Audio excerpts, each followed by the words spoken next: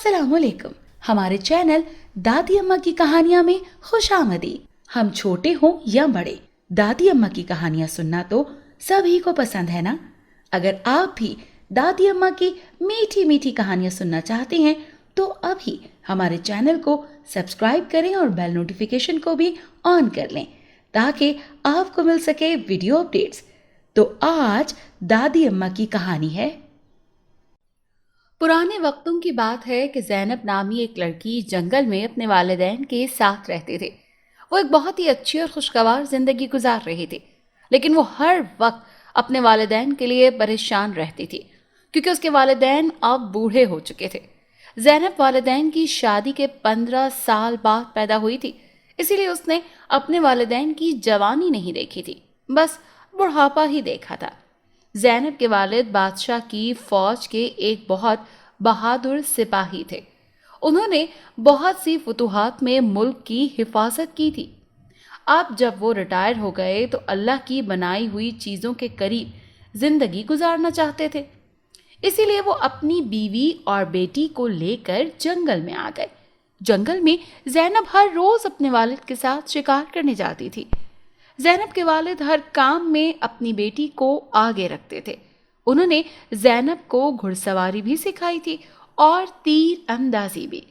ज़ैनब की वालिदा अक्सर अपने शौहर से नाराज हुआ करती थी कि आप मेरी बेटी को बिगाड़ रहे हैं, इसे लड़कों वाले काम मत सिखाएं, इस पर थोड़ी सख्ती कर दिया करें ताकि ये घर के काम काज भी सीख ले। इसके ससुराल वालों ने तो इससे घुड़सवारी का मुकाबला नहीं करवाना और ना ही इससे तीरंदाजी करवानी है, कल को हमारी बच्ची को तकलीफ होगी। ज़ैनब अपनी वालिदा की बातें सुनकर हंस देती, जबकि उसके वालिद इशारे से कहते कि अपनी वालिदा की बातों पर ध्यान मत दिया करो। यूं ही वक्त गुजरता गया। एक खूबसूरत सी सुबह जंगल में नक्कारा बजने की आवाज आने लगी। ज़ैनब के वालिद बोले, न जाने बादशाह की जानिब से कैसा ऐलान हो रहा है, यहाँ जंगल में तो कुछ सुनाई ही नहीं देता। फिर वो ज़ैनब से मुखातिब हुए और बोले कि बेटी, तुम मेरा घोड़ा ले जाओ और शाही अमले से पूछो कि वो नक्कारा पीट कर क्या ऐलान कर रहे हैं। ज़ैनब को तो पहले ही घुड़सवारी का मौका चाहिए था। वो जल्दी से घोड़े पर बैठी और ये जा वो जा। वो गई तो बड़ी खुशी खुशी थी, मगर जब लौट कर आई तो उसके चेहरे पर बड़ी ही उदासी छाई हुई थी। वो बेहद परेशान लगती थी। ज़ैनब के वालिद भागकर उसके पास आए और बोले, बेटी क्या बात है? बादशाह सलामत ने क्या कहा? उन्होंने क्या ऐलान करवा दिया? मुल्क में सब ठीक तो है ना? ज़ैनब फूट फूट कर रोने लगी और अपने वालिद के सीने से लग गई। वो बोली, बाबा आप बूढ़े हो चुके हैं। मैं जब भी आपके साथ शिकार पर जाती हूँ तो देखती हूँ कि जरा सा चलकर आपकी सांस फूल जाती है। शिकार पर निशाना बांधते हैं तो वो खता हो जाता है। मैं आपको कहीं भी नहीं जाने दूंगी। ज़ैनब के वालिद बोले, बेटी तुम्हारी अम्मी पूछ रही हैं कि क्या ऐलान हो रहा था। ज़ैनब बोली, बादशाह सलामत ने ये ऐलान करवा दिया है कि हमारा मुल्क दुश्मनों की नज़र में है। दूसरी रियासत हमारे मुल्क पर हमला करना चाहती है, इसीलिए बादशाह सलामत पहले से ही शाही फौज तैयार करवाना चाहते हैं। इस बार उन्हें बहुत बड़ी फौज की ज़रूरत है। वो हर घर से एक बेटा ले रहे हैं और जिस घर में कोई बेटा नहीं है फिर उसके बूढ़े बाप को ही फौजी ट्रेनिंग के लिए ले जाएंगे। ज़ैनब की बात सुनकर उसके वालिद की आंखों में आंसू आ गए। वो बोले, बेटी ये तो मेरे लिए सादत की बात है। मैं अपने मुल्क की दोबारा खिदमत करूंगा। मैं शहादत का जाम पीऊंगा। उसकी खुशी देखकर ज़ैनब मजीद रोने लगी।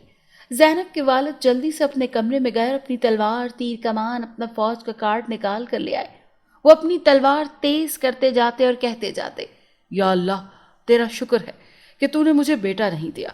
अगर मेरा कोई बेटा होता तो वो अब मेरी जगह इस महाज के लिए तैयार हो रहा होता। ज़ैनब बोली, बाबा मैं आपको किसी सूरत नहीं जाने दूंगी। आप वहां जाकर क्या कर लेंगे? वो एकदम गुस्से से बोले, ज़ैनब अब तुम बड़ी हो गई हो, अपनी वालिदा के साथ घर के काम करवाया करो। यूं मुंह उठाकर रियासती मामलात में मत बोला करो।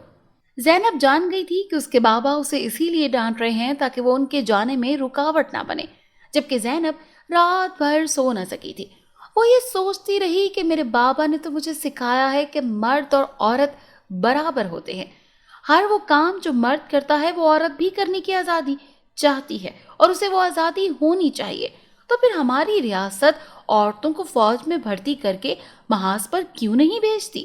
اس نے سوچا کہ میں تو ہر فن میں طاق ہوں، تو پھر کیوں میں اپنے ملک کے لیے کچھ نہیں کر سکتی؟ صبح ہونے کے آثار نظر آنے لگے تھے۔ تب زینب فیصلے پر پہنچ چکی تھی کہ وہ جلدی سے اٹھی اور اپنے بابا کی تلوار، اس نے اپنے لمبے گھنے بال کاٹے اس سے، اور اس نے اپنے بال لڑکوں جتنے کر لیے۔ پھر اس نے اپنے بابا کی پرانی وردی نکال کر پہن لی۔ جلدی سے ایک خط لکھا جس میں اس نے اپنے والدین سے معافی مانگ لی تھی۔ اس نے لکھا تھا کہ بابا اور امی، میں ایک سپاہی کی بیٹی ہوں۔ جیسے ملک کی خاطر ان کا خون جوش مارتا ہے، ویسے بھی میرا خون بھی جوش مارتا ہے۔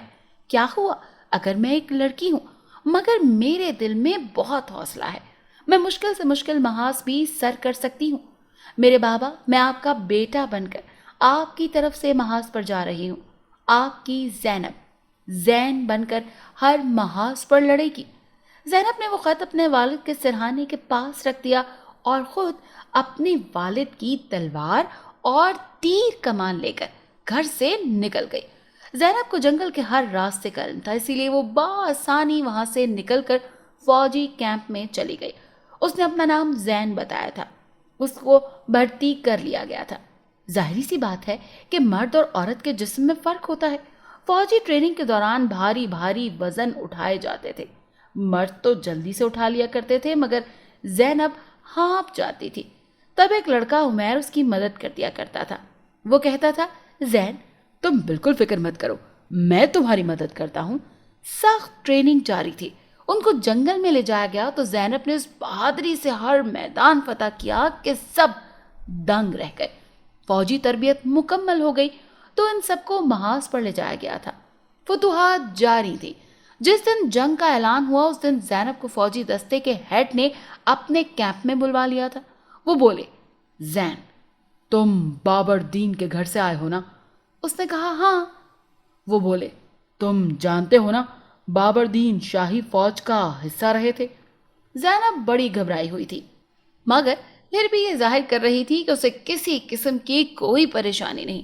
وہ بولے، ہمارے پاس ہمارے ہر سپاہی کا ریکارڈ ہوتا ہے، ہم جانتے ہیں کہ ان کا تو کوئی بیٹا ہی نہیں تھا۔ پھر تم بتاؤ تم کون ہو؟ تم نے جھوٹ بولا تو یہیں پر تمہارا سر قلم کر دیا جائے گا۔ زینب کی آنکھوں میں آنسو آ گئے تھے۔ وہ بولی، میں جھوٹ نہیں بول رہی، میں سب میں بابر دین کے گھر سے ہی آئی ہوں۔ آئی کا لفظ سن کر ہیڈ چونک گیا تھا۔ زینب کہتی جا رہی تھی، اس نے کہا، میں لڑکا نہیں ہوں، میں بابر دین کی بیٹی ہوں، مگر آپ گواہ ہیں کہ میں نے ہر محاذ پر بڑی دیدہ دلیری سے ٹریننگ کی ہے، چاہے پھر وہ تلوار بازی ہو یا تیر اندازی۔ آپ مجھے فوج سے صرف اس بنا پر نہیں نکال سکتے کہ میں ایک لڑکی ہوں۔ فوجی ہیڈ بولا، زینب آپ جانتی ہیں کیا کہ ایک فوجی جھوٹ نہیں بولتا؟ آپ نے خود کو زین ظاہر کیا، اس کا مطلب ہے کہ آپ جھوٹی ہیں۔ دوسری بات، ابھی تک ہماری فوج میں ایسا کوئی قانون نہیں ہے جس میں عورت کو شامل کیا جائے۔ جب قانون بنے گا تو ہم خود آپ کو بابر دین کے گھر سے لینے آئیں گے۔ زینب کا دل کرچی کرچی ہو چکا تھا۔ وہ بولی، ہیڈ مجھے ایک موقع تو دیں۔ ہیڈ بولے، میں کچھ نہیں کر سکتا زینب، میرے ہاتھ بندھے ہیں۔ زینب بولی، تو پھر کون ہے جو میرے لیے کچھ کرے؟ ہیڈ بولے، بادشاہ سلامت ہی کچھ کر سکتے ہیں، مگر ان کے محل تک رسائی کسی کسی کو ملتی ہے۔ زینب چپ چاپ وہاں سے نکل آئی تھی۔ اس نے ابھی تک ہمت نہیں ہاری تھی۔ وہ اپنے گھوڑے پر بیٹھ کر شاہی محل کی طرف بڑھنے لگی تھی۔ چونکہ بادشاہ کا محل بہت بڑا اور وسیع تھا اور اسے دور سے ہی دیکھا جا سکتا تھا، اسی لیے وہ محل تک بآسانی پہنچ چکی تھی۔ اس نے پہرے داروں سے کہا کہ میں فوجی کیمپ سے آیا ہوں، میرا نام زین ہے، میں بادشاہ سلامت سے ملنا چاہتا ہوں۔ پہرے داروں نے یہ کہہ کر اسے محل میں جانے سے روک دیا تھا کہ جنگ کا دور ہے، حالات خراب ہیں، بادشاہ کی جان کو خطرہ ہے، اسی لیے ہم آپ کو اندر جانے کی اجازت نہیں دے سکتے۔ زینب پہرے دار کی اس بات پر چونک گئی کہ بادشاہ کی جان کو خطرہ ہے۔ اس نے سوچا، کیوں نہ میں یہاں پر رہ کر بادشاہ کی حفاظت کروں۔ اب زینب پہرے داروں کی نظروں سے اوجھل ہو کر دور درخت پر چڑھ کر بیٹھ گئی تھی۔ وہ ہر آتے جاتے شخص پر نظریں رکھے ہوئی تھی۔ وہ جانتی تھی کہ اگر بادشاہ کو کچھ ہو گیا تو ان کی آزادی ان سے چھین لی جائے گی۔ زینب نہ دن کو سوتی نہ ہی رات میں آرام کرتی، یہاں تک کہ پہرے دار بھی سو جایا کرتے۔ ایک دن زینب درخت پر بیٹھی کہ ہر چیز کا جائزہ لے رہی تھی، تب اس کی نظریں دو درختوں پر پڑیں جو حرکت کر رہے تھے۔ زینب گھبرا گئی، یہ کیا ہو رہا ہے؟ اسے لگا شاید نیند کی وجہ سے اسے عجیب عجیب چیزیں نظر آ رہی ہیں۔ کیونکہ اس نے کئی دنوں سے آرام جو نہیں کیا تھا۔ زینب ان درختوں کو دیکھتی رہی۔ وہ آہستہ آہستہ محل کی جانب بڑھ رہی تھی۔ زینب چوکنا ہو گئی۔ ان درختوں نے بادشاہ کے محل کے پاس 2 بوریاں رکھ دیں اور وہاں سے بھاگ کھڑے ہوئے۔ زینب جان چکی تھی کہ یہ درختوں کے بھیس میں انسان ہے۔ دال میں کچھ کالا تو ضرور تھا۔ پھر وہ درخت دوبارہ سے وہاں پہنچ چکے تھے۔ انہوں نے پھر سے 2 بوریاں رکھی۔ اتنی دیر میں پہرے دار بھی اٹھ بیٹھے، اسی لیے درختوں کا بھیس اپنائے ہوئے شخص وہاں سے بھاگ کھڑے ہوئے تھے۔ زینب کو علم ہو گیا تھا کہ یہ دشمن کی چال ہے۔ صبح ہوئی تو زینب بھاگ کر ان پہرے داروں کے پاس گئی کہ بادشاہ سلامت کی جان کو خطرہ ہے، آپ کچھ کریں نہیں تو بہت تباہی مچ جائے گی۔ وہ پہرے دار بولے، ضرور یہ لڑکا ہی ہمارا دشمن ہے جو محل کے آس پاس پھر رہا ہے۔ ان دونوں نے زینب کو پکڑا اور قید خانے میں بند کر دیا۔ زینب چلاتی رہی کہ میری بات تو سن لیں، لیکن انہوں نے کوئی بات نہ سنی اور اسے دھکا دے کر چلے گئے۔ زینب بے حد پریشان تھی۔ وہ تو یہ سوچ سوچ کر ہلکان ہو رہی تھی کہ نہ جانے اب کیا ہوگا۔ وہ تو اس طرح کے قید خانے میں بند تھی کہ جہاں سے اس کی آواز بھی باہر نہیں جا سکتی تھی۔ اسے پہرے داروں پر بے انتہا غصہ آ رہا تھا۔ ان کی بے وقوفی کی وجہ سے ملک کسی بڑے خطرے سے دوچار ہو سکتا تھا۔ پہلے تو وہ رات بھر سوتے رہے اور جب زینب انہیں بتانے گئی تو انہوں نے اسے ہی قید کر دیا۔ ملک کی حالات خراب تھے۔ ان دنوں میں تو کوئی جیل کی طرف بھی نہیں آتا تھا۔ پھر وہ کس سے مدد طلب کرتی؟ وہ رونے لگی تھی۔ روتے روتے اس کی آنکھ لگ گئی۔ اس نے خواب میں دیکھا کہ وہ بہت چھوٹی سی تھی۔ اس کے بابا اور وہ جنگل میں شکار کرنے گئے تھے۔ زینب جب بھی شکار کے لیے تیر کھینچتی تو اس کا شکار نظروں سے اوجھل ہو جاتا۔ وہ اداس ہو گئی تو اس کے بابا بولے، زینب، ایسے حالات میں پریشان تو سب ہو جاتے ہیں، مگر فتح یاب وہی ہوتا ہے جو اپنی پریشانی کو قابو کر کے ان حالات کا مقابلہ کرے اور اپنے لیے کوئی راہ تلاش کرے۔ زینب نے اپنے بابا کی بات مان لی تھی اور آج وہ تیر اندازی میں طاق تھی۔ تب اس کی آنکھ کھل گئی۔ وہ اپنے بابا کو پکار رہی تھی۔ زینب اپنے گھر والوں کو یاد کر کے بے حد اداس ہو چکی تھی، مگر اس نے اپنی پریشانی کو پس پشت ڈال دیا اور اٹھ کر قید خانے کا جائزہ لینے لگی۔ تب اس کی نظر ایک روشن دان پر پڑی۔ زینب کو امید کی کرن مل چکی تھی۔ وہ بے انتہا خوش ہوئی۔ روشن دان تک پہنچنا تو خاصا مشکل تھا، مگر ناممکن نہیں تھا۔ زینب نے ہمت نہیں ہاری اور روشن دان تک پہنچ چکی تھی۔ اس نے آج بھی اپنے بابا کی فوج کی وردی پہنی ہوئی تھی۔ اس نے اللہ کا نام لے کر چھلانگ لگا دی۔ وہ جیسے ہی کودی تو اس نے دیکھا کہ وہ محل کے پچھلے حصے کی جانب گری تھی۔ وہاں سے ہلکا ہلکا دھواں اٹھ رہا تھا۔ زینب نے آگے بڑھ کر جائزہ لیا تو پتہ چلا کہ بادشاہ کے محل کو جلا کر راکھ بنا دینے کا منصوبہ تھا۔ اس نے ادھر ادھر دیکھا تو 4 مشکوک آدمی پھر رہے تھے۔ اس نے مردانہ وار ان کا مقابلہ کیا اور ان سب کو گرفتار کر کے ادھر درخت سے باندھ دیا تھا۔ آگ کے شعلے بلند ہونے لگے تھے تو زینب نے بھاگ کر پہرے داروں سے نقارہ چھین لیا اور وہ نقارہ پیٹنے لگی۔ سب اس جانب بھاگ آئے۔ اب سب کو آگ کے متعلق علم ہو چکا تھا۔ سپاہیوں نے بھاگ دوڑ کر آگ بجھانے کی کوششیں کی تھی۔ آگ پر قابو پا لیا گیا تو بادشاہ سلامت کو ان حالات کے متعلق آگاہ کیا گیا۔ بادشاہ سلامت نے بہادر فوجی زین کو جب اپنے محل میں بلایا تو وہ بولے، بہادر فوجی، ہم تمہیں تمغہ جرت دینا چاہتے ہیں۔ زینب بولی، ضرور دیجیے، لیکن پہلے میری بات سن لیجیے۔ میں لڑکا نہیں بلکہ لڑکی ہوں۔ میں بابر دین فوجی کی بیٹی ہوں۔ وطن پر مشکل وقت آیا تو میں اپنی جان کی پرواہ کیے بغیر محاذ پر لڑنے کے لیے حاضر ہو گئی، مگر مجھے یہ کہہ کر وہاں سے نکال دیا گیا کہ جنگ میں لڑکیوں کا کوئی کام نہیں ہے۔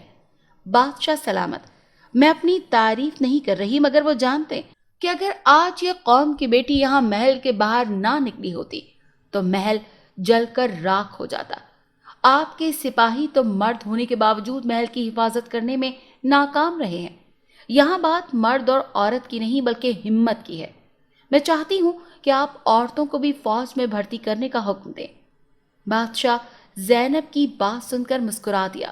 وہ بولا، میں ضرور ایسا ہی کروں گا۔ بادشاہ سلامت نے اپنے سپاہیوں کو بھیج کر جنگل سے بابردین اور ان کی اہلیہ کو محل بلایا تھا۔ وہ بہت پریشان تھے کہ نہ جانے کیا ہو گیا ہے جو بادشاہ نے ہمیں یوں بلایا ہے۔ انہیں زینب کی طرف سے ہی فکر لاحق تھی۔ جب بابردین محل میں آئے تو ان کا استقبال پھولوں کی پتیوں سے کیا گیا۔ بادشاہ ان کی تعظیم میں اٹھ کر کھڑا ہو گیا۔ وہ بولا، بابردین، میں چاہتا ہوں کہ ہمارے وطن کا ہر باپ آپ جیسا ہو، وہ اپنی بیٹیوں کی ویسی ہی تربیت کرے جیسی آپ نے اپنی بیٹی کی ہے۔ تب زینب نے آ کر سب کے سامنے اپنے والدین سے معافی مانگی تھی کہ وہ ان سے پوچھے بنا ہی گھر سے چلی گئی تھی۔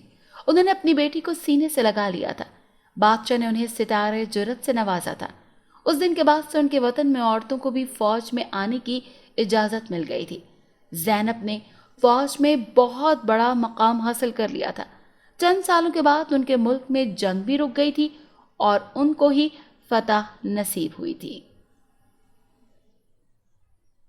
اگر آپ کو آج کی کہانی پسند آئی ہو تو ہماری ویڈیو کو ضرور لائک کریں اور چینل کو سبسکرائب کرنا مت بھولیے گا۔